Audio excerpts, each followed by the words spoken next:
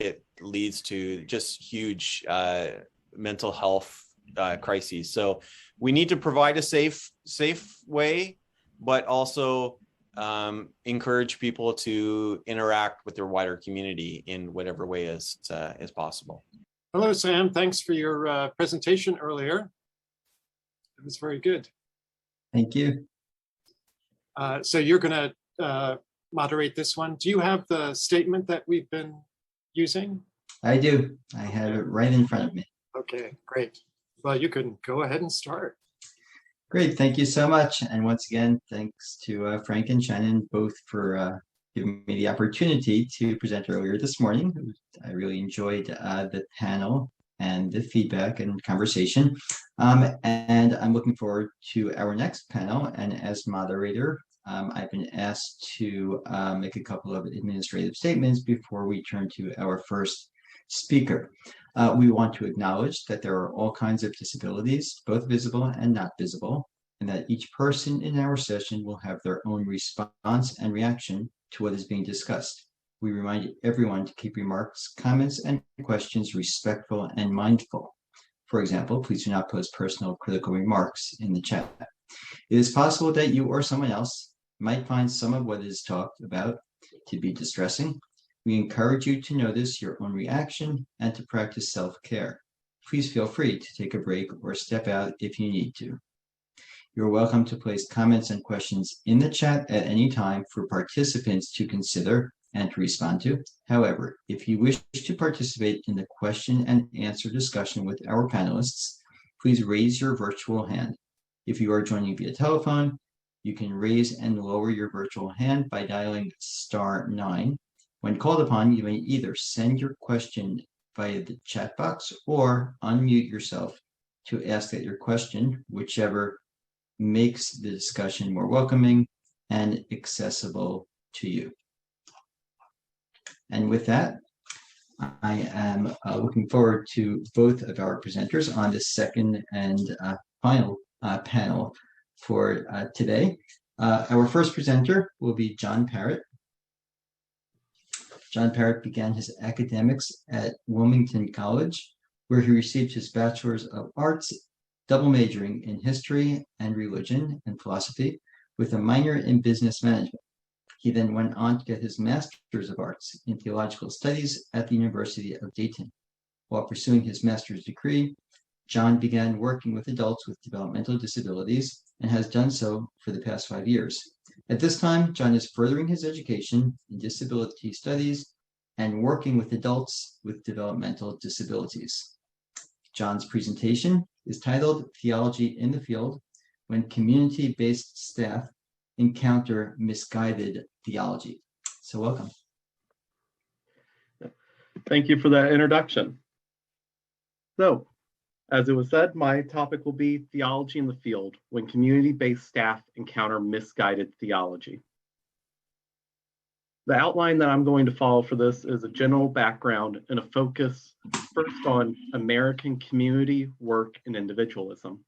Next, we will look at the quest for independence, as I call it, in American culture, some examples of misguided theology, case studies from my own work out in the field, working with adults with developmental disabilities, and I will focus on how humanism can be used as a way to connect the individuals I serve with the American community in a broad sense. So we will discuss what humanism I mean, why I chose humanism as a way to create this common ground, and then just a general outline of what I think we should follow as advocacy when we're working out in the field with individuals. As part of the general background, why have I come to this project? It was said in the introduction, 5 years ago this month, actually, I started my academics at the University of Dayton, and I always thought I would become an American history professor with a focus on how religion affects American culture. And then during graduate school, as I'm sure we're all aware of, you need money. So I just started to work at a provider agency in my hometown. And there I became a job coach for adults with developmental disabilities who needed help integrating into the American workforce. And I instantly fell in love with the industry. And now 5 years later, I can't imagine doing anything else with my life. So with that, after 5 years, I have now taken on a new role at my organization as the hiring and training supervisor for the developmental disabilities program. So within that, I was shocked to learn that a 2019 study from Relias, a webinar company that we use to onboard new staff, found that a full quarter of staff say they need more training in how to understand connecting people with the community.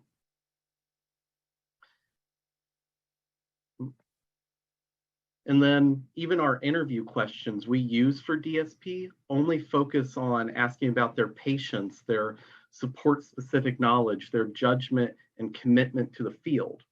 So we need to do better as providers of training our DSP to integrate people into the community, which is the whole point of the provider programs that we do. But with that, before I actually get to the meat of the conversation, we need to understand the community that we are trying to integrate our individuals into. John Locke said that for American culture, we are individuals, and that society comes into existence through our voluntary connection as individuals in order to maximize our self-interest. Meaning, as we would say today, Americans, we are very individualistic and we love our independence. I'm not here to say whether that's good or bad. That's a whole other presentation. I'm just here to say this is how it is. We need to understand that about American culture. So, from an early age, I'm sure we have all experienced it. We are primed to find our calling, the work that we will do that will define who we are. For some of us, I'm sure we got the question early on, as soon as we could talk really, and we would say, oh, I want to be firefighter, astronaut, or maybe YouTube star, as kids are saying today, for what they want to be when they grow up. But it's all about, we're primed from the beginning that we need to find what will be our second birth into American working culture. Because we seek to contribute to our community, to find that value of productivity that will allow us to be self-reliant individuals, or else it's possible we could drop out of the human race. And what I mean by dropping out of the human race is a story from my organization, from a different branch in it, that supports adults experiencing homelessness. We had one individual come to us. She was experiencing homelessness, no home, no bank account even. So we supplied her with those tools to get housing, get a bank account set up in her name. And then we set her off on a path that we hoped would lead her to success. Months later, she came back to us and she said that she felt more human now because the IRS knew who she was, meaning she had finally become employed and she was paying her taxes. So for her, that raised her humanity to feel like she is now fully part of the community as a tax-paying citizen. And so that just speaks to Americans' idea of what we want charity to be of. We want to help others help themselves, or colloquially, as we might say it, a hand up, not a hand out. And then individuals with disabilities, as I put up here, it's a quote from a disability blog that talks about their relationship with American communities. In this, they talk about strange questions they have gotten from neurotypical individuals, one of which is, why don't you just let the government take care of you? As we'll see later on, this is a very medical model of disability. It's an idea that those with disabilities, they should just be almost sequestered away, don't have to worry about anything, just let the government take care of you. But as we see later on in this quote, individuals with disabilities take pride in being some of the best employees around because they experience that value of productivity that American culture wants. It is not lost on them. And as they say, we're only looking for handout. We're not looking for handouts. Instead, we're looking for hands up. And what I do as a job coach, that is what I'm doing. I'm not doing the work for my individuals. I'm there at the job site with them, helping them understand their work, maybe giving examples of how to do the work, but then I let them grow in their positions. So, by growing in their positions, I mean, of course, this quest for independence. In American culture, we love the hero who must stand outside of society. Think the old movies of the lone cowboy, or today's many, many detective shows of the hard-boiled detective who kind of flaunts the rules, goes against the grain of society. We love those as Americans. And this influences, I think, our idea of the supercrip ideology as well, an archetype. We want that person with disability of, oh, they have a wheelchair and they have a job. They must be an extraordinary individual. And I say this working with individuals who are in wheelchairs, they'll be the first to tell you they make mistakes at their job. They're not the very best end all be all. They're still good at their jobs and they take pride in it, but it doesn't make them a hero just showing up for work. But that is what we have to focus on when we're trying to integrate our individuals into American society. And in some ways, the provider model has had challenges where we put a total focus on independence as our primary value, and that ignores the ways in which life is both dependent and interdependent. So to do that, we've come up with ideas of self-determination, person-centered planning, which are good, don't get me wrong. We need those, but we also have to use them in ways to get away from the slot system of services, meaning they're like the medical model that we're trying to move away from, is that we already have the service. We know exactly what it is. It's defined, criteriaed out. And then we have an individual and we just place them in. That's it. No worry, no fussing. But no, now we have to get into that person-centered planning as a way to increase their independence and increase their connection to the community itself.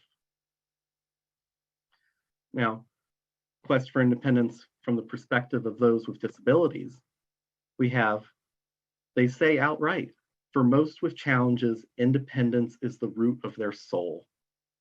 We want to feel that independence, whether it's we have a wheelchair and we want to go out, be more equipped to take on the world. So that could be meeting with our local governments to put in ramps in different places, things like that. But we also see they want to be part of a team. They want not just a team for ISP meetings, like I do, and that's individual support plans for adults with developmental disabilities. They want to be a part of work teams, because they want that interdependence that is a part of the human soul, a part of the human condition.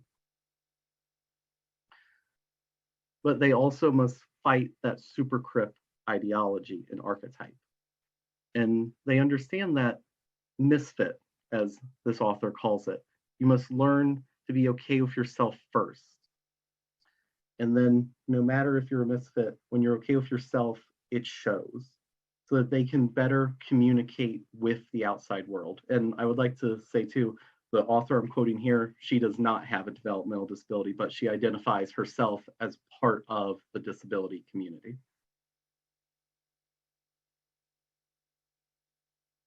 So with that in mind, let's turn to some misguided theology that has existed out in the community. There have been many of disability as a consequence of sin, virtuous suffering, charity and healing equivalency, disability as punishment, disabled as being less than whole. Two I have found in my work as a DSP is disability as a test on those without disability and veneration of DSP, or ableism by proxy, as I'm going to call it. And the first case study I'd like to look at is disability as a test on those without disability.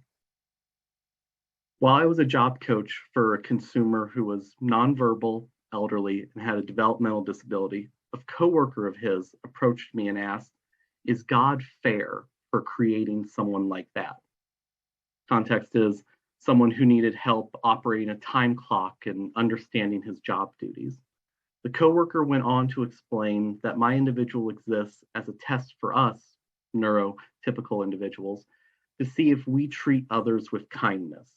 He also made it clear that the individual was not being tested, as he did not have the mental capacity to be tested.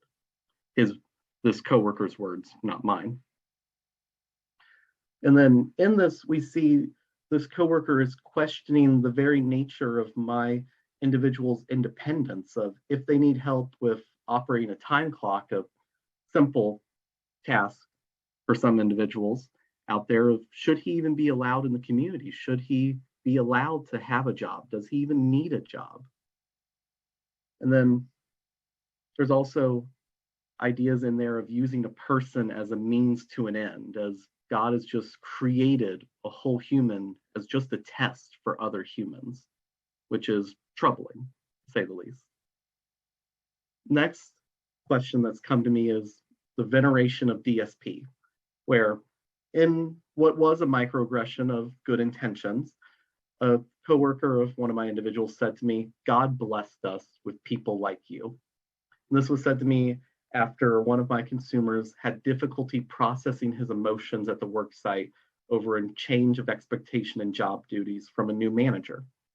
And I'm sure we've all been in that situation where a manager has changed, and as we're all walking to our car at the end of the day, we're complaining about this new manager. It's a typical workplace phenomenon that we see the world over, I'm sure. But since my individual experienced this phenomenon with more tears and more emotions because of a change in routine for him, the other coworkers were put off. So all I did was remind them, hey, you're going to be doing the same thing when you're going home and complaining to your coworkers in the break room. Like, this isn't that severe. Like, just take a step back for it, cool down, and see what it is. Just explain to the individual, like, yeah, things change. That's going to happen, and let that be.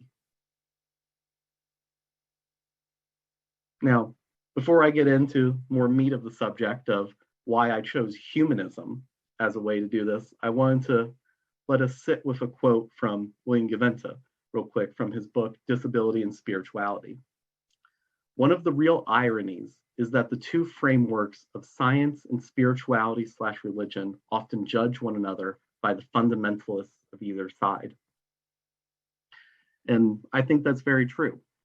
But at the end of the day, they are a lot alike, science and spirituality. We both seek human flourishing. So with that in mind, I would like to look at which humanism I'm talking about, because I know as I say humanism to a room, air quote, of academics, we're all going to think, oh God, this can be another 2-day discussion on what humanism is. So I'm just going to use humanism as it is defined by the American Humanist Association and their Humanist Manifesto number 3, which are 3 tenets here. They're recognizing that every person has inherent worth and dignity. That'll be important later on. And then humans are social by nature and find meaning in relationships. That we must seek individuality with interdependence because it enriches our lives. And that's noting what we talked about earlier of people with disabilities. They are seeking to enter into teams on the work site, in my example as an employment specialist. And then humanists seek to minimize the inequities of circumstance and ability. We want individuals to experience full human flourishing out there in the community.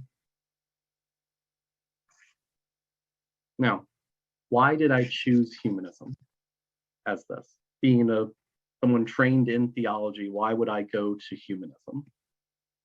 And it's because, from my experience out there, a cosmopolitan world doesn't want metaphorical or religious discussions. We simply move too quickly in our day-to-day lives to do that. Like my first case study, the coworker I was talking about was on his lunch break from being a dishwasher. Yes, he was talking about theology, but I was taking the assumption that he did not have a degree in it. It was just knowledge he had gained from his life. But we're also on our lunch break and I'm on company time, so I can't be sitting there having a full, deep, thick, as the borrow the phrase from our keynote speaker this morning, conversation. I needed to have a short, thin conversation with him and hopefully plant the seeds of what could be a change in perspective for him moving forward. And so a philosophical objection to humanism could be that it's just utilitarianism dressed up a little bit. And I don't think that fully. When humanism is fully expressed and we have the days necessary to talk about what it is, I think it's much more than utilitarianism. But at its base, it can be. And that's what makes it good for cutting across multiple avenues of thinking and multiple philosophies. Because the man from my first case study, he told me he was a Muslim.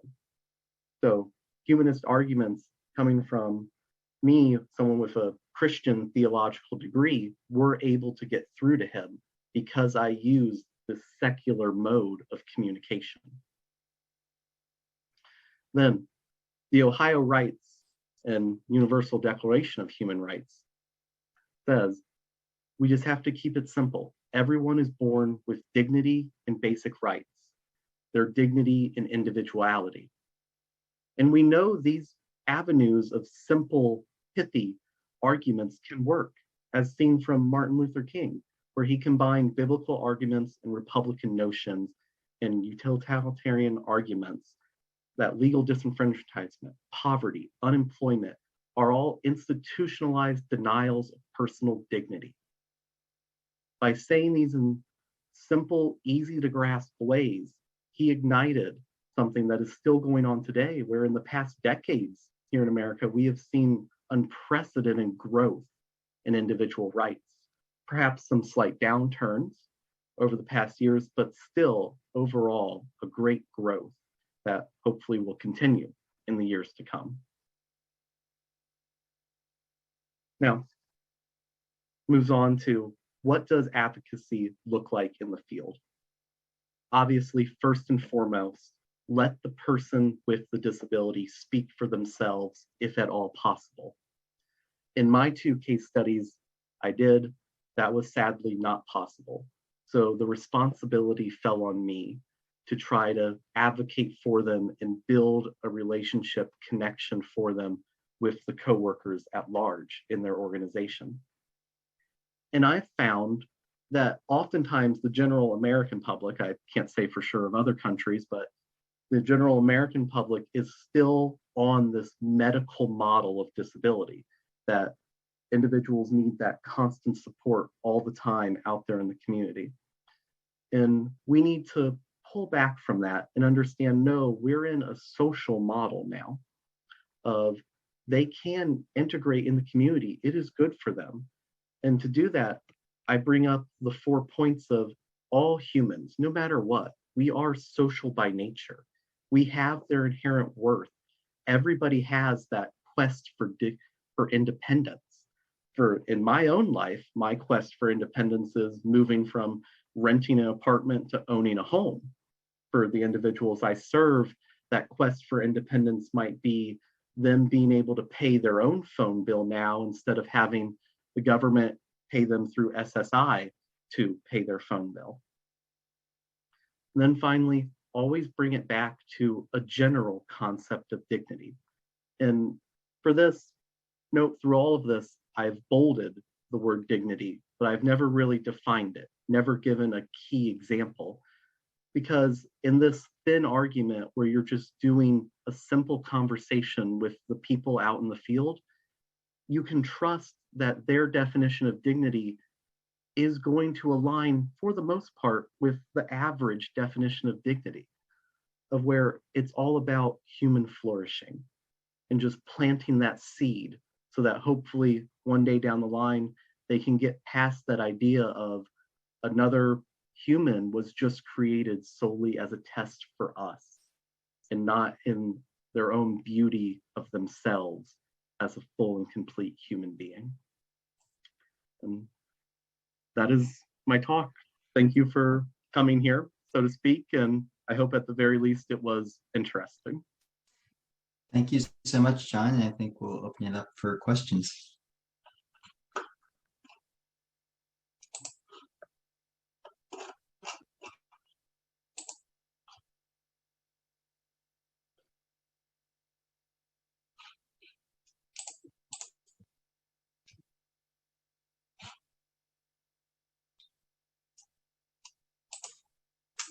If anyone has a question and you'd like to raise your hand.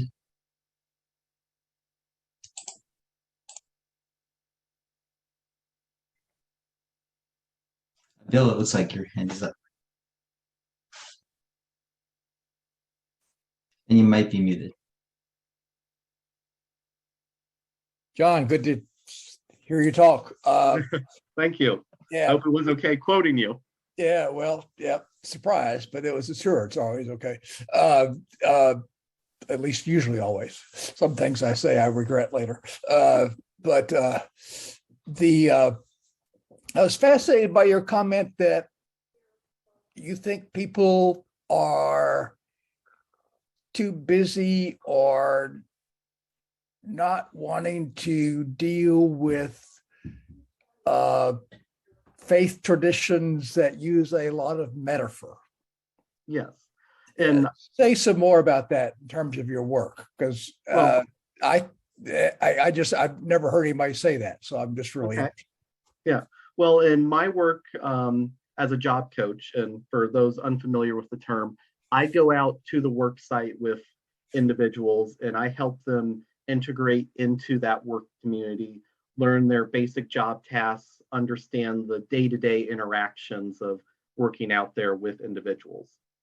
And in that time, I'm billing insurance. I'm supposed to be fully focused on my individual, helping them understand everything that's going on. And in that, of course, there are times where, like I said in my case studies, coworkers of the individual will come up to me and make these comments. And oftentimes, my individuals are getting hired as dishwashers or baggers at grocery stores, high volume places where speed is necessary. And these coworkers will come up to me as I'm observing my individuals and make these comments. So we don't have time to sit there and really dive in, sit down and have a conversation and flush out all of these things. Where here, of course, we have more of a time in a place, in a setting to talk about these big metaphorical concepts. And don't get me wrong, I absolutely love them and wish I could. But when I'm just working with a coworker of one of my individuals who's on his 15-minute lunch break and wants to go out and have a smoke and just makes this comment to me on the fly, I have to think in short, little pithy statements of trying to just plant that seed that'll hopefully grow as they're out there smoking of, well, maybe I shouldn't think that God just created this individual solely to test me. So I hope that clears up of in this context of individual just wanting to make a comment, then go out to their smoke break. Like, we need to think of it in thinner ideas. So if you're working with not only the person you work with, but also other coworkers, Mhm. what about in terms of relating in a sense to the spirituality or the soul of that organization? I do bring up the catchphrase of different organizations of like, we want to increase people's independence. We want to increase people's dignity. That feeds the human soul, the human condition, that everybody wants to be a little more independent. Like, For me, that'll be owning a home one day. For my individuals, maybe that's them paying their own cell phone bill or them going out and going grocery shopping on their own. Yeah, because I was thinking that, that the parallel is sometimes when we talked about working with churches, it's like finding out what their sense of mission is specific. Yeah. And showing how inclusion, belonging, and so on can help meet their mission, not my mission for them. Yeah. And it's in the same thing. I think if you've been working with employers, you're trying to say, you have to say, this is how it meets your business mission, as it were. Yeah. And for example, I know Kroger, their slogan now is feeding the human spirit, which obviously they sell food, so play on words there, but that's what I bring up to a lot of my individual or coworkers at Kroger when they do that. I'm like, well, having them be here, that's feeding their human spirit of they can interact with the community now. Yeah. And I think Anne had the question. Thank you. Actually, I was piggybacking on Bill's question and with a comment and wondering, John, what you think. Maybe it's not so much that there isn't the time or interest in the metaphors. Is a lack of relatability with some of the key religious metaphors. My son and my 31-year-old son and I, and husband watched the Ted Lasso series and loved it. And I will try to avoid spoilers, but at the end of it, there's this, deep, betrayal. And my son was adamant that there was no possibility for reconciliation. And I was trying to say, but he's wounded, he's acting out of all this pain and blah, blah, blah, blah, blah. Well, then I read in the New York Times, someone said, kind of relayed to, Darth Vader in the Star Wars trilogy. And all of a sudden, my son instantly saw the possibility for redemption. Now, this is also a young man who's a good person. He went to 12 years at Catholic school and is, off on his own now. But our stories don't necessarily resonate with his life. Yeah, and that's very true. Depending on the comment you'll get, like in the time allotted that you can think that you'll have, obviously go deeper if you can always. And try to build more and plant that seed further and help it germinate as you're there. Yes, thank you. Well, thank you once again, John, for a wonderful presentation, and thank you, Anne, for your question. And on that note, we will now turn to Anne for your presentation. So just for your introduction, Anne Masters is the director of the Office for Pastoral Ministry with Persons with Disabilities for the Archdiocese of Newark, where she draws on evidence-based practices to promote synergy between ecclesial statements of faith and pastoral activity. This experience has motivated her interest in the intersection of theology, disability, and pastoral practice within the Catholic Church to overcome stereotypic perceptions and restrictions of individuals with disabilities and other marginalized peoples. It also provided the impetus for her Ph.D. research. There's so much more to say, but I want to make sure we have a chance to listen to your presentation and have another interactive discussion with questions and comments. So I'll just note the title of the presentation, Challenge to the Church, the Principles of Catholic Social Teaching, Human Flourishing, and Individuals with Disabilities. So am I still muted? Thank you. Okay, great. Thank you, Sam. And it's great to be here. So yes, Challenge to the Church, the Principles of Catholic Social Teaching, Human Flourishing, and Individuals with Disabilities. What is human flourishing? So the slide up here is actually on the wrong slide. The first one, here we go. So, human dignity is the source of the requirement for promoting human flourishing. And at this, this image is a number of individuals, and what should be striking, I hope, is that it's a number of individuals engaged in ordinary activities of life that isn't necessarily easy to identify who are the folks with disabilities and who do not have disabilities.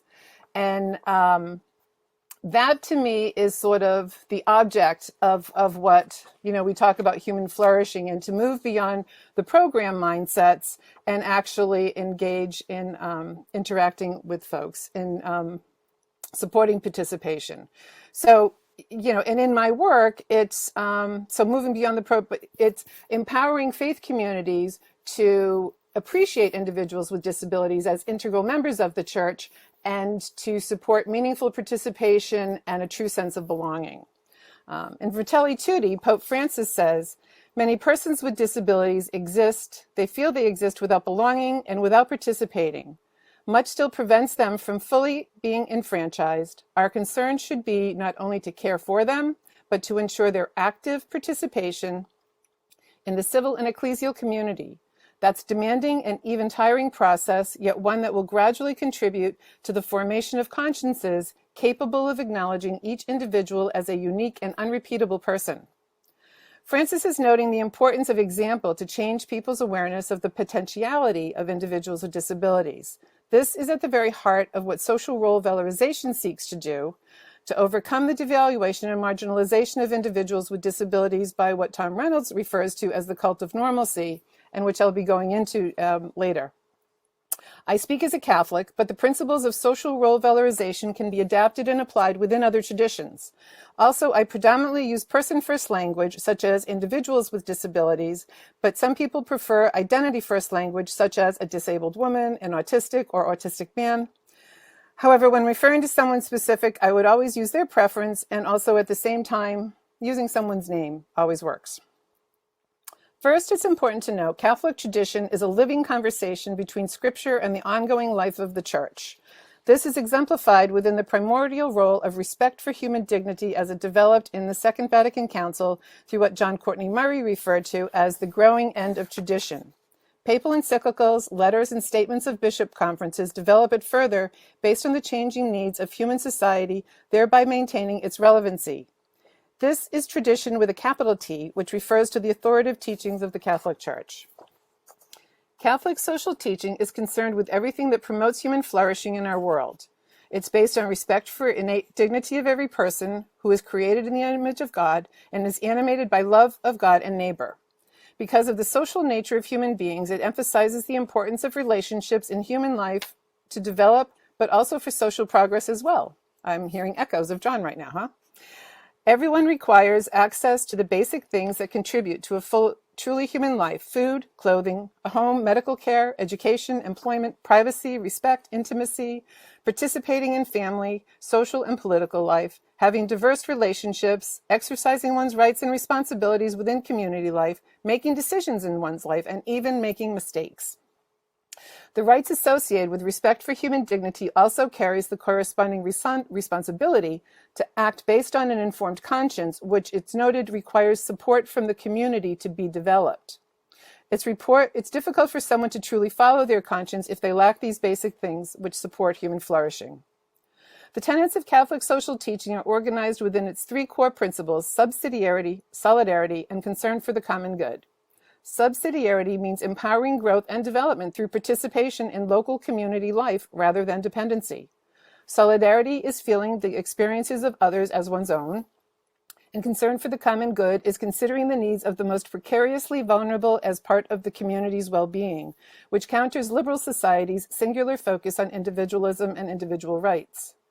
The Church collectively and its members are obligated to live this out, not simply called to it, and cannot therefore ignore the needs of people required for human development and flourishing. In fact, in the Second Vatican Council, it said, everyone should look upon his or her neighbor without any exception as another self, bearing in mind especially their neighbor's life and means needed for a dignified way of life. Any offenses against human life, integrity, and dignity are criminal. They poison civilization, they debase the perpetrators more than the victims, and militate against the honor of the Creator. This is a radical alternative to the checkered history of the practice of charity, which I won't go into here, though I have done elsewhere. But given the concerns of the charity model of disability, I will at least point to some hopeful corrections. In Caritas in Veritate, Charity and Truth, Pope Benedict acknowledges the problems charity encounters when it's emptied of meaning. He stresses the importance of a truth in charity that views the person in their fullness, as well as a charity in truth that sees with the eyes of love. He tells us that charity in truth is needed to support human development, which is integral to a person's vocation. Benedict's emphasis on truth helps us to move beyond the subverted practice of charity and to truly see the person and value them, rather than to project one's own prejudices and needs. James Keenan, an ethicist, tells us that such love requires accepting our own vulnerability to be open to others in a way that sees them within their fullness. Keenan enriches our understanding of vulnerability by joining it with precarity and connectedness. He engages the work of a number of others that goes beyond a thin understanding of vulnerability, which emphasizes weakness and the ability to be wounded. Rather, Keenan says, vulnerability is the ability to be open to others in their uniqueness and recognizes our interrelatedness. This is what enables us to love. Precarity is the condition that is more dependent on contextual factors. According to Keenan, the ability to be vulnerable and open to the precarity of others is what leads to solidarity, which he refers to as connectedness. As more is learned about the capacity of individuals with disabilities to develop and learn, respect for human dignity takes on new requirements to support what I would call the growing end of human dignity. In other words, we should never presume that we fully understand what others are capable of and should continue to reassess supportive systems and practices. What was once leading-edge evidence-based practices can quickly become outdated and hamper flourishing rather than promoting it. Before going on into the practical strategies of social role valorization, or SRV, I want to offer an updated interpretation of 1 Corinthians 12 and its implications to consider for the body of Christ that better emphasizes the interpersonal and interdependent values of Catholic social teaching. Every year, Catholic confirmation candidates memorize the gift of the Spirit as a finite list of 7 and are encouraged to consider what gifts they have to share with the Church. According to the Catechism of the Catholic Church, these gifts open them to the activity of the Spirit and prepares them for its 12 fruits, which fuels and signifies a deeper life in it. Brian Brock challenges this typical reading of 1 Corinthians 12 and makes a compelling case that Paul was focused on the entirety of the body of Christ, within which many manifestations of the Spirit can occur through the interactive participation of all. Brock chastises such self-referential questions as what is my gift, because they are contrary to God's way and undermine openness to the activity of the Spirit. The better question, he says, how do I embrace the giving of the Spirit?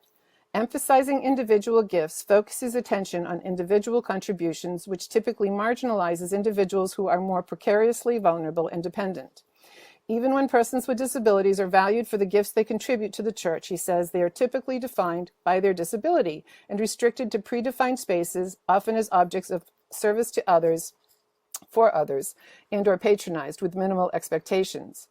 Neither individual persons nor individual gifts were important. It was the manifestation of the Spirit of God throughout, which people limit by exclusive and marginalizing practices. Scripture scholar Gordon Fee similarly says, gifts are not individual achievements, but considered gifts because they benefited the community at large. He also says Paul's message emphasizes the plethora of ways God's activity is made known by the one Spirit for the benefit of the common good. The shared experience in the Spirit is the starting point and what differentiates the Church from a typical and ordered political body. Through this, they become one body, which consists of many interdependent members who do not lose their uniqueness, yet the old labels have lost their distinctions of status. Paul tells them that love is the most excellent way. As such, it provides context for the manifestations of the Spirit. It isn't a gift in itself, but the foundation of all, and is necessary for the building up of the body within a body defined by such sympathetic openness of all its members to each other, for the sharing of joy and suffering of each other. All members of the body are equally valued yet diverse, open to each other in the work of the Spirit, who becomes something new and more than the sum of parts in Christ. I believe this suggests an emphasis on the giftedness of the community through such interactions rather than of individuals, though it does promote flourishing as well. Tending to the common good lifts up the body, edifying Christ, and all are enhanced, whereas focusing on individual giftedness points away from Christ and restricts the incarnation of the Spirit. The dance balancing tensions between individuals and the whole isn't easy, but one which Catholic social teaching strives for. Tom Reynolds, a jazz musician as well as theologian, provides a provocative metaphor of jazz for the manifestations of the Spirit in the body of Christ. As the Spirit manifests itself in the spaces in between people, like musicians in a jazz band, they are each different, though important. In the interplay of notes on a sheet of paper, in the call and response amongst and between the musicians, jazz happens, bringing forth something new. Jazz provides the image for the creative and life-giving essence of the embodiment of the Spirit that does what it will. This renewed reflection of 1 Corinthians 12 brings emphasis to the interdependent nature of the body of Christ that is more consistent with principles of Catholic social teaching and sets up the theological landscape upon which social role valorization provides an operational framework to live as the body of Christ. Now, so social role valorization has lots to it, and I'm going to just kind of highlight some key points. But I've got this kind of chart up here, and what you'll see is the parts of Catholic social teaching are in the blue boxes, and social role valorization is just the white, black text on white. But recalling Pope Francis's words that began this project, to ensure the active participation in civil and ecclesial community that will gradually contribute to the formation of consciences capable of acknowledging each individual as a unique and unrepeatable person. So to answer the question we've been leading up to, how to empower faith communities to appreciate individuals with disabilities as integral members that supports their meaningful participation and a true sense of belonging, changing awareness of the potentiality of individuals with disabilities is the very heart of what social role valorization seeks to do. What's really interesting is underlying the principles of Catholic social teaching and social role valorization are very similar. Essentially, they're the same. The only thing that social role valorization adds, and this is in the top half, is that it recognizes that individuals who are marginalized have less access to the good things of life, which Catholic social teaching says is a fully human life. So social role valorization is based on respect for the dignity of every person and assumes all persons as being essentially social. And I'm actually going to skip through this because I've got it here on the chart here, but a critical part of its framework emphasizes the social undercurrents that devalue groups of people and consequently marginalizes them. Therefore, it emphasizes the importance of using empirical knowledge to promote valued social roles for people who are particularly at risk of being devalued. It does this by using culturally valued means as much as possible to enhance a person's image and competency to participate within valued roles within a given community. Now, for a moment, I'm going to go to the next picture, which is, so this is a child with dog, and the artist here is Justin Khanna. And so this shows a child who is cradling the head of a dog in its lap, brown dog, and both faces look like they are pretty much oozing with relationship. Justin is a young man with autism. He's an adult with autism at this point. And he is also the artist of this charcoal drawing, which is oozing relationship, yet the ability to recognize relationship contradicts one of the stereotypes of folks with autism. I met Justin my first year working in this ministry about 17 years ago. And it was one of the encounters that totally changed my mindset and perspective about what individuals with autism are like and what they know. But then also the importance of imaging language and mindsets. John mentioned the holy innocent syndrome. And I want to say that it's important to identify that unconscious mindsets and symbolic imagery are critical to change because they typically provide the lens through which we see the world and interpret it. Mindsets shape the narratives that inform our actions. An illustration, what I mean, so in my research in the U.S. Catholic Church and ministry with individuals with intellectual disabilities, I identified a meta-narrative I named the shadow narrative. It consists of 5 threads woven throughout the history of the ministry. Each thread is based on a mindset about individuals with intellectual and developmental disabilities, or IDD, that sets them apart from people without disabilities. I named it the shadow narrative because it eclipses the light of the gospel while seeming to animate it. A particularly popular one says individuals with intellectual and developmental disabilities are perpetual children or wholly innocents, which presumes they cannot learn beyond the ability of a young child. So, and in this picture here, we have 3 pictures of young ladies with Down syndrome, and 2 are the same. So in the bottom left, we have, it looks like it's a child, a girl with Down syndrome who's looking up, very cute as a button, right? She's got finger paints all over her hands and her nose.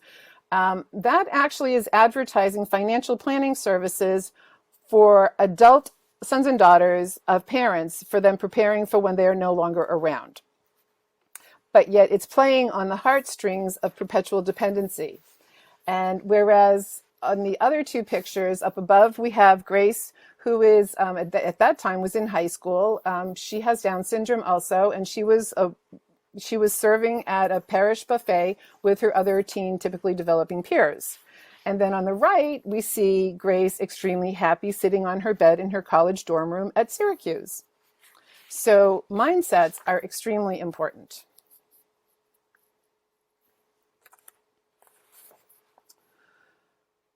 So marginalization, John Swinton already talked about this well, so I'm not going to go into it much. The marginalization and also creating that space, often endearingly referred to as on the margins. I just want to point out, though, that on the margins is humanly designed by and creates social structures that then actually perpetuates marginalization. God didn't create on the margins, we do. And the resulting wounds of the legacy of low expectations are deep and lasting. Individuals are used to being defined by what they can't do rather than what they can do. And they also can be socialized into believing that nothing else is possible. So interpersonal identification refers to the relatability of the person. So now we're going into the constructive part of the transition with the constructive part of social role valorization. It requires proximity to develop it well, and it's critical to overcome negative mindsets. Establishing interpersonal identification makes it possible to relate to the experiences and feelings of individuals with disabilities or from other marginalized groups, and to imagine one's own reactions and desires in similar situations. It's then possible to feel compassion. This is the essential to develop that sense of solidarity with someone, to relate to them, to recognize them as part of your community, and to accept them in community roles, and to be concerned with their welfare as part of the common good. Research from the motivation theory of empathy, which also known as compassion, demonstrates the power of this within communities who profess a culture that values human dignity and social justice. And I won't go into it now due to time, but would be happy to talk about it later. And now I'm going to focus in the subsidiarity section. And first I'm going to start with a story from my friend Cindy Swanson, who was a social worker who worked with congregations on inclusive practices in Illinois, that she refers to as "I came for the juice boxes and stayed for the soul food." Cindy worked on a support plan with the mother of Sammy, a 6-year-old boy with autism who has also significant health issues, and she also worked with the pastoral leaders too. After the first day of religious education, his mother called Cindy at home and just insisted it would not work. She would work with him at home. However, Cindy kept asking what was positive about the session. There had to be something. What was good? Finally, out of exasperation, Sammy's mother said, "Okay, the juice boxes." He liked the juice boxes. "Great," said Cindy. "He will be the juice box distributor at the beginning of each session." The other thing they added to the plan was to incrementally increase the amount of time that Sammy would be there. 90 minutes was too long, so they backed it up to the first 10 minutes and gradually increased the time so things would always end on a good note. Sammy enjoyed going, and he was part of the group. He belonged. He was the juice box distributor. But this isn't the end of the story. During the summer, when religious education didn't meet, Sammy, his sister, and mother went out for ice cream. For some reason, he bolted out the door and ran down the street. As his mother was frantically running after him to try and catch him, another set of footsteps passed her. Sammy had made it into the car and got inside. The other set of footsteps were those of Jeffrey, another boy in Sammy's religious ed group. He followed Sammy into the car, sat close to him, and stroked his knee, speaking soothingly to him as he did. No one could have expected such an outcome after Sammy's first day at religious ed. Cindy says they were so focused on developing Sammy's capacity to participate, but what also happened is the other children developed real compassion for a kid she said was not so easy to love. Sammy had a role. He developed relationships in the community. He was valued. He belonged. So valued roles are important for social role valorization. It's based on the fact that roles are animating principle for participation and belonging with society and integral to our identity development. They're interactive and reciprocal and provide opportunities for other roles. So for example, as a lector, there must be people listening to the word proclaimed. To be a greeter, there must be people to greet and welcome. To be a friend, you must have a friend. This is important because of the interpersonal dynamism is significant for both developing competency and relationships, which is critical for success. And in the case of Sammy, he was the juice box distributor. It doesn't have to be a pre-existing role. Often congregations focus on activities, something someone can do in the community, which are incidental and isolated from roles. Activities simply fill up time, whereas roles provide a basis for growth, interaction, participation, a sense of belonging, and developing identity. Further, we are validated in these roles through people's acceptance and reinforcement of them. Conversely, we are disenfranchised through people's rejection of our roles. It's important to remember, however, that roles of action and being are both equally valued within the body of Christ. Typical and ordinary is also important because special activities drive out the ordinary and reinforce differentness. This moves beyond the program mindset to support each person within typical spaces in the community's life for individuals of the same age, gender, and culture context. Sammy attended religious education with the same age, typically developing peers, and a plan was developed so he could be successful. Segregated and congregated groupings distort community demographics, which taxes its ability to provide natural supports. If Sammy went to religious education at another parish that had a program for children with disabilities, it would have taken him out of his community and also put stress on the family because then he and his sister would be going to do two different programs. Positive compensation is also important because it provides options for maximizing positive potential and which are prioritized over the less potent ones because it recognizes socially devalued people live in heightened precarity. In Sammy, the role of the juice box distributor was appreciated by the other children. Timing was also developed based on his capacity and increased as he was able to do it. Natural and smaller over efficient and larger. Informal and natural networks of relationships are prioritized over developed supplemental programs. Smaller and natural offer diversity and richness of experience for everyone. The story of Sammy and Jeffrey can't get much more natural. Efficient programs restrict persons with disabilities into flat environments and also leaves the community at large without any demands to change. Parish catechetical programs with a mindset that focuses on teaching the content of faith miss its object, which is communion with Jesus. In other words, it's about relationship which happens within the community. Model coherency is something else that's important for just assessing that the integrity of the support plan is supporting the people and what is asked for. So in closing, my intent today was to raise awareness about the growing end of human dignity and its implications for faith communities. I presented a social role valorization as an operational platform within one theological framework, that of Catholic social teaching, to inform a pneumological model of church that leaves itself open to the activities of the Spirit within the interpersonal spaces between members of the body of Christ or within whatever image fits your tradition.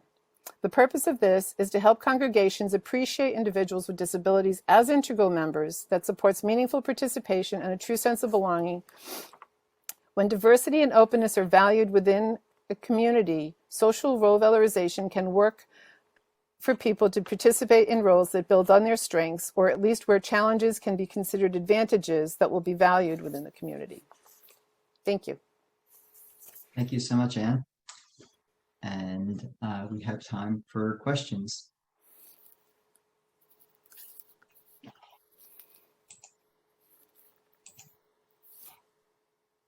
Oh, sorry, I was 4 minutes over. Perfect I just time. saw your chat. Perfect timing, Anne. That's great. So if anyone does have a question, you'd like to raise your virtual or physical hand.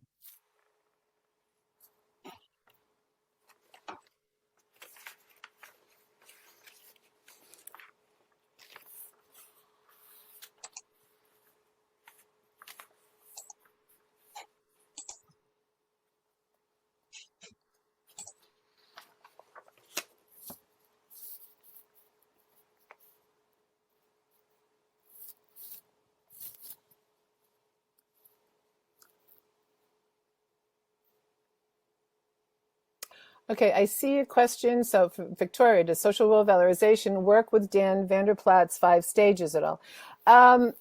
They're complementary. The Christian Reformed Church, Dan Vanderplaat has contributed to a chapter within a recent book put out by the Christian Reformed Church Disability Office that is really very interesting. And what that does is it presents 5 stages.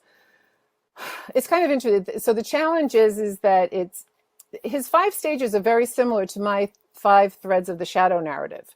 And in that, which is really about mindsets. And so, for example, the 5 threads I named within ministry in the U.S. Church first is the holy innocent, perpetual child. The second is the charity model, the object of pity, or the instrument of opportunity to become more Christ-like, a better person. The third one is a special connection with Jesus and the cross. And so therefore a model of suffering and living with suffering. The fourth one is the slippery slope of idealism. You do the best you can, but if it doesn't work out, no matter how misguided your plans were, it's okay, because one of the first 3 is probably operative and God actually really does have them covered. Or the 5th one is, well, they're not really quite human, so actually totally other.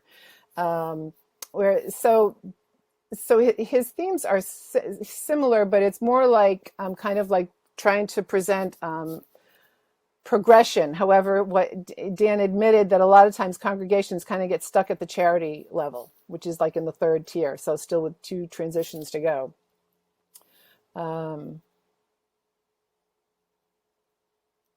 But I think, in terms of within social role valorization, again, it's referencing the mindsets. And so I think that, social role valorization provides the opportunity to help people recognize the disconnect between the faith proclaimed. Frank, you have your hand raised. Thank you, Anne. I was just curious, in your experience with your archdiocese and the synods, to what extent has this particular community been involved in those conversations at the parish level? Do you know? Or Oh, okay. So for the synod, participating in the synod prep activities, it's been mixture. It's been a mixture. I had worked really closely with our office, with the office coordinating synod activities in the archdiocese and so on the website there are resources to be used both for.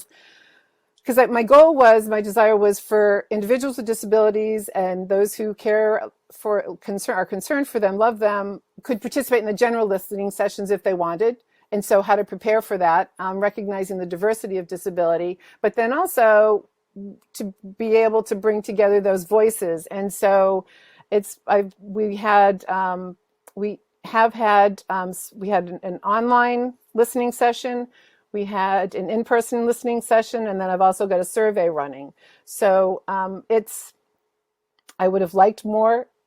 I'll say I would have liked more participation, but I think also it's kind of relative of the mixed relationship that many individuals and family members have with the church and disability. So it's there, but bringing up the synod, I am very excited to say, if you look at the synod logo, it includes a wheelchair user, but there is an arm put on the back of it. However, in their Christmas card, the arm pushing the wheelchair or the arm resting on the wheelchair user is gone.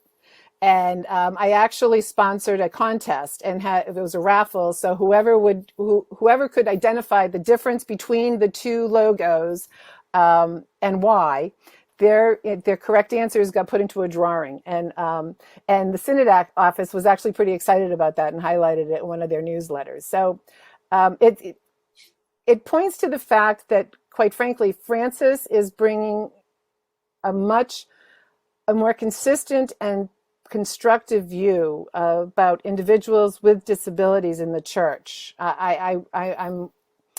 Others within the church hierarchy could pay attention more, but in 2016, in On Love and the Family, there were 4 paragraphs devoted to individuals with disabilities and their families, and it was quite patronizing and not helpful, quite frankly. And he got a lot of flack for it.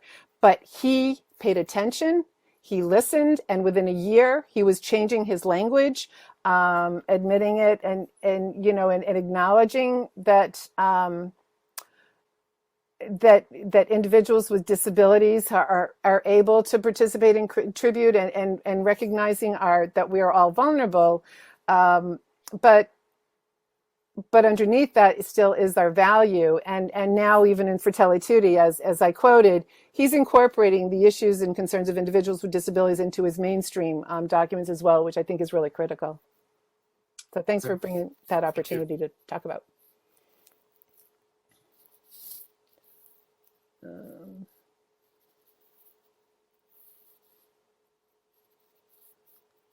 There was a question. I see Amy has a hand up. Oh, great.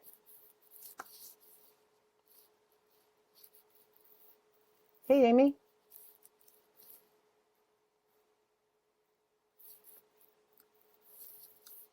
Amy's nonverbal, so you might want to look in the chat. Oh, great. Thank you for that. I'm on chat. How might this be applied at the parish level, e.g. with overstretched DREs? Yeah, I know. And youth ministers who are the ones. So I know the joke is that DRE stands for does really everything. It was Stephen, I think, who mentioned how even as a pastor, recognizing that pastoral leaders want simple answers. The first resource I developed was a list of questions to use as a tool to get to know a person, as a tool for developing a relationship, and unfortunately, and many folks use it as a tool to develop a relationship. Unfortunately, many others also use it as filling out a form, and so it's the challenge is helping. It's being patient and helping people to recognize what's possible and getting to know the person, and so the way I work has been typically just to help a pastoral leader, youth minister, or pastor or parish catechetical leader to learn what this individual person wants. Oftentimes I'll get calls about starting a program for individuals with disabilities, which I teach against. And I ask them who they're thinking of. And it's usually 2 or 3 people. And so we talk about then how could Joe, Sam, and Ginny, how old are they? What do they need? I mean, the example of Sammy, the reason I use that is it shows it's kind of, you start with what's positive and build on that. It's time consuming. I've got a task force in place now that we're getting started to help move beyond my office and a website to really more effectively systematize this so it's sustainable, because in terms of really doing the deep dives, quite frankly, most of what I do is a kind of a mixture of marketing, communications, outreach, training, and individual accompaniment, and it needs to be, but it's not as deep as it needs to be to provide that real sustained systematic change. So it's a work in progress. And I love the fact that, okay, so you're communicating through chat. I want to point out, I recently became aware, so folks that use augmented communication devices, I recently learned that folks that have that as part of their curriculum growing up in school, as they transition out of school into adult programs, the adult programs do not support those. Like, for example, Pro Lo Quo is really popular. And I think that is a concrete play, a very specific and simple place that faith communities could be more supportive and helpful. In fact, we have a parish, I'm excited right now, they've got a couple of teen mentors with a candidate for confirmation, and we met with his teachers, and they're actually going to help, they're going to teach us how to communicate with him with Pro Lo Quo, and then that way, and we'll also be able to expand it to the community, because I recently met, in the way I learned about this, a young man with autism in his mid-20s. He is nonverbal also, and I talked to, when asking his mom about it, she says, well, he used to use Pro Lo Quo, but because of the reasons I mentioned, he got demotivated for it. So can you imagine I mean, how the way we communicate is how we are understood. And so if we don't support that, so to me, that's a no-brainer for us as faith communities. Thanks for that question. Does that answer you well enough, Amy? It's always a work in progress.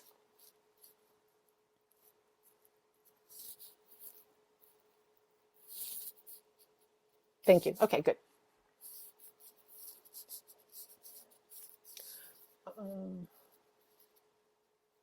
Okay, so Victoria's commenting on my puzzle piece pin. This is actually a people pin by Lucinda. I got it years ago. She was out of Texas at the time. And what I love about it is, well, first of all, so when you buy these pins, they were at small stores. It went to funding for shelter for people who lived in shelters. But it's also, if you notice, yes, it's on a puzzle, but the people on it are all wholly intact. I think the whole human family is a puzzle. Put us all together. If someone's missing, then we're incomplete.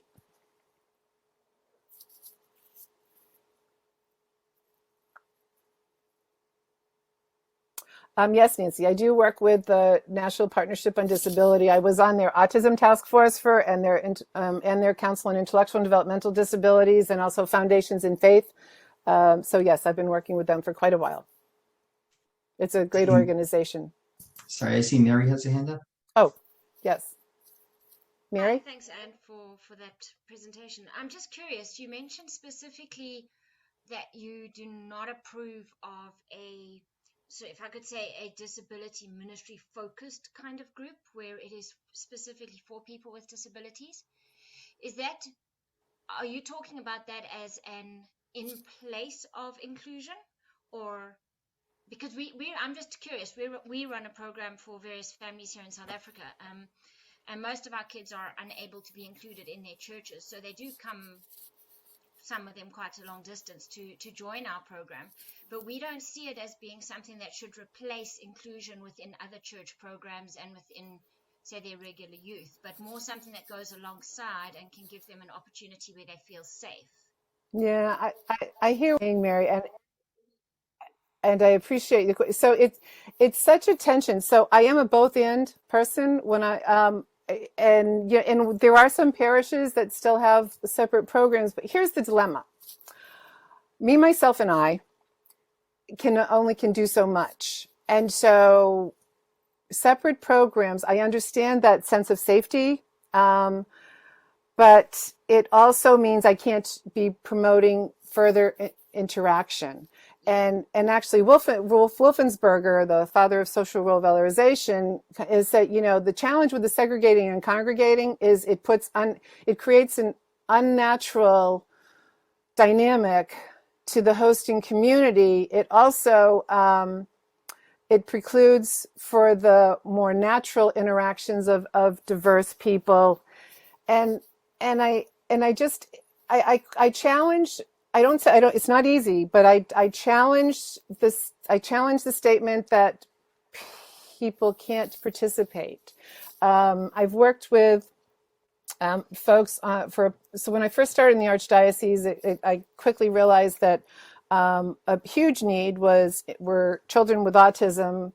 It can be individuals with autism, but children with autism at the time that weren't able to attend Mass with their family and wanting to be able to, and the parents were very interested in sacrament preparation. Well, truthfully, participating in Sunday Eucharist is an integral part of preparation for the sacrament. And if someone is unable to attend Mass, then that's kind of the beginning.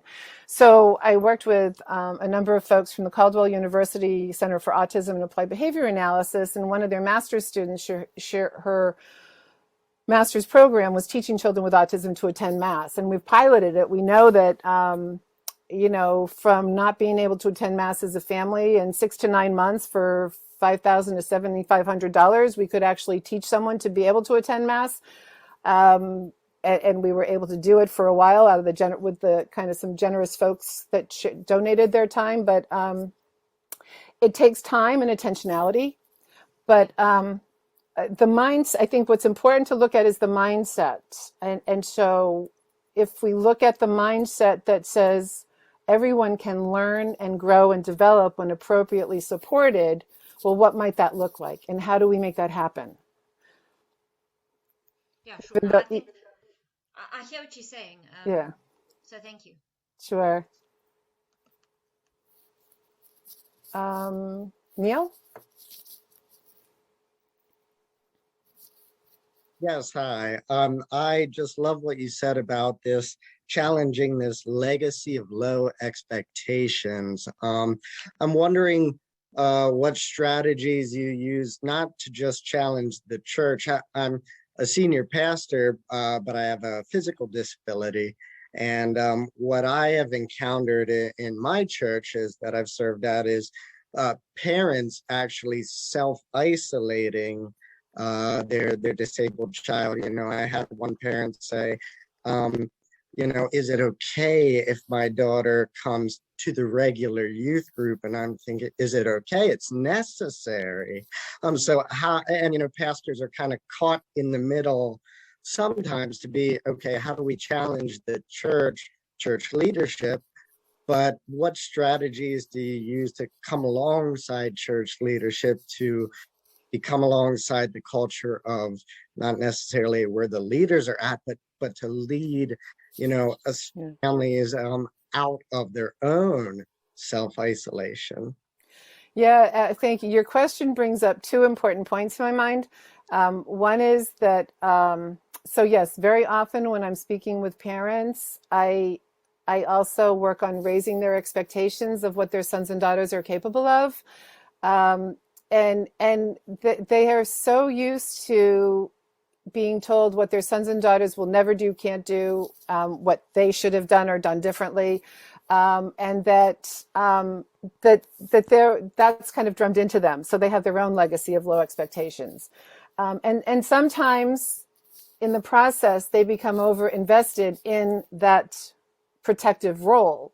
I mean, and even as a mother, my son has ADHD, but you know, we were working with it early enough. So, but I, even within myself, I had to find out, you know, I had to learn to separate my desires, you know, and from Greg's, you know, needs and desires, you know, to launch. And so we have a group for moms and one for dads.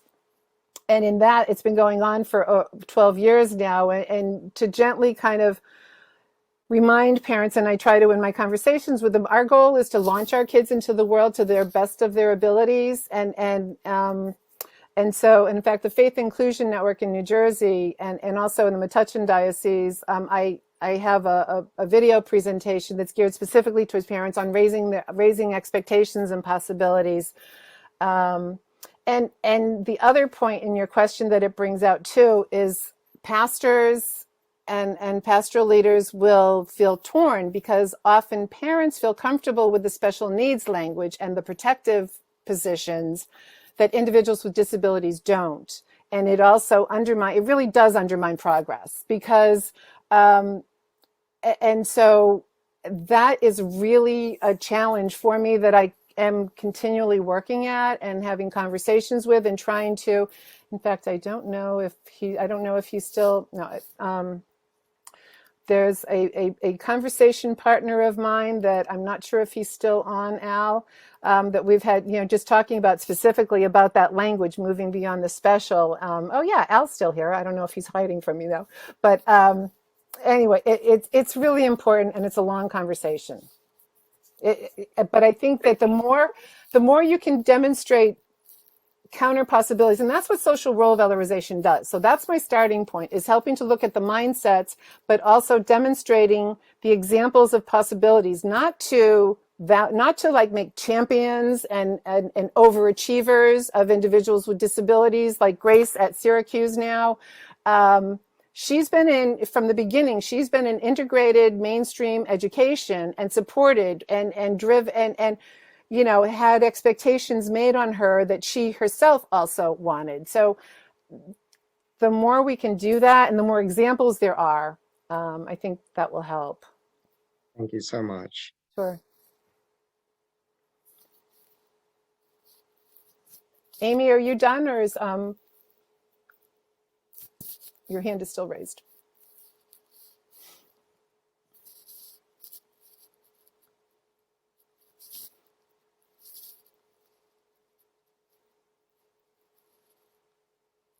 Can you, okay, Melissa asked if the work can be applied to parochial schools as well. It can. And actually there's been some great inclusive education done. It's easier within the parish level because because at the heart of parish is about being the body of Christ, and so that's relational. And the church, in fact, in the new directory from the Vatican that came out a couple of summers ago, it's the parish is the womb environment of the where catechesis is within. So I see catechesis as really small Christian communities.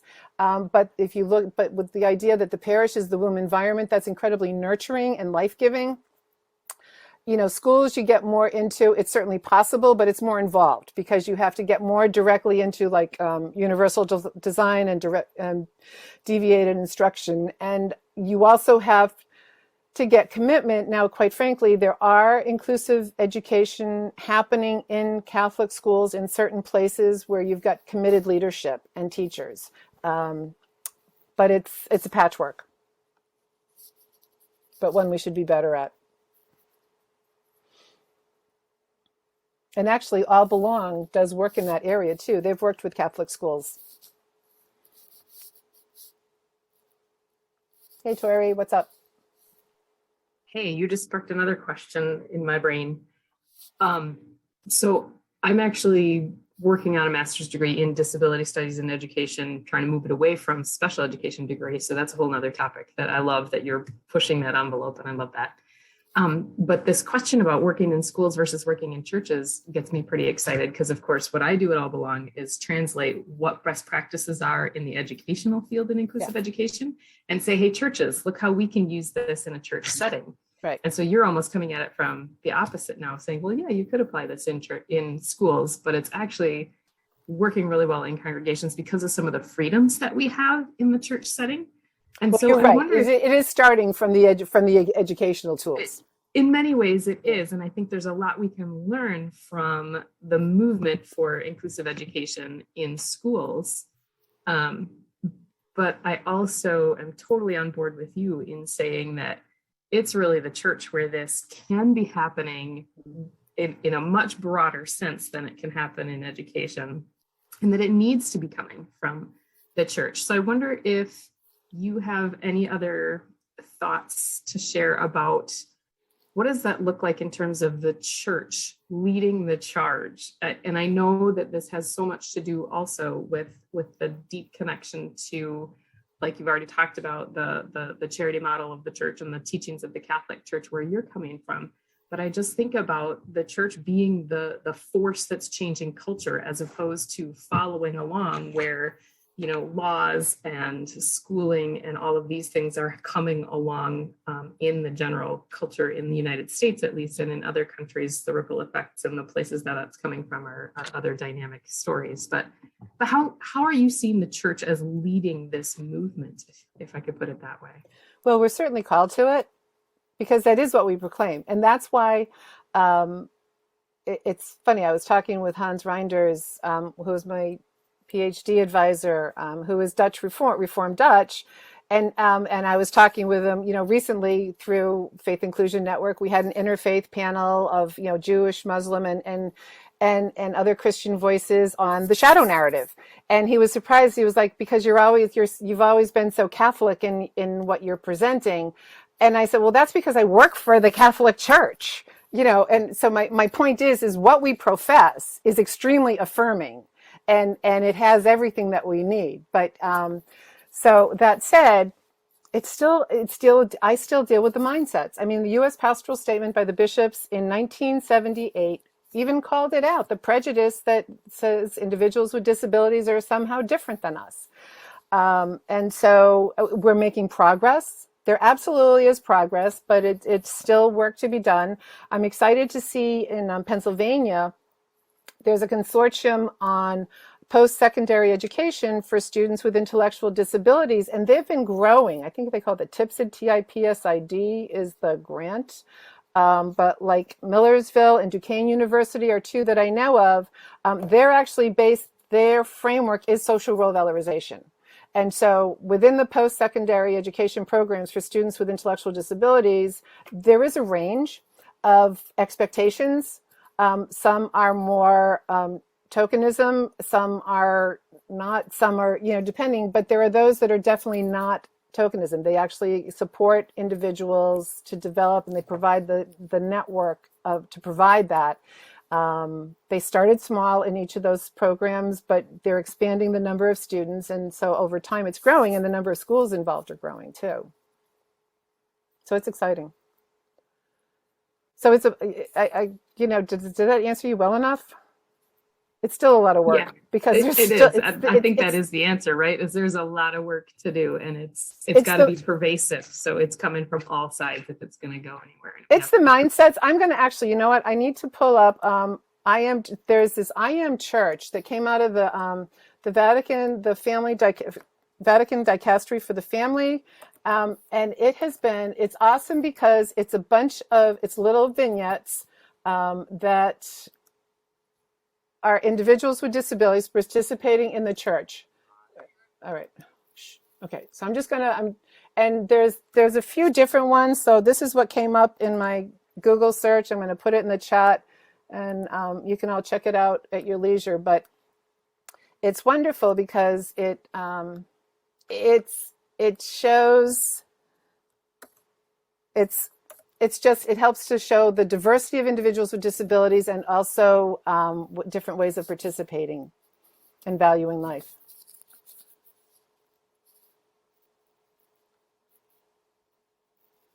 Oops, actually I did that as I'll have to do it again to everyone, because I just did it as a direct to Sam in response to his warning when I was talking. That I missed when I was talking. There you go. It's my ADHD brain. I talk about, neurodiversity, I talk about my ADHD brain. That's how I have ADHD, which is different than the autism language or other people. So it's kind of interesting. Terrific. Thank you, Anna. Terrific presentation. And as we are approaching 2:00, I thought maybe I'd turn things back over to our hosts, Shannon, Frank.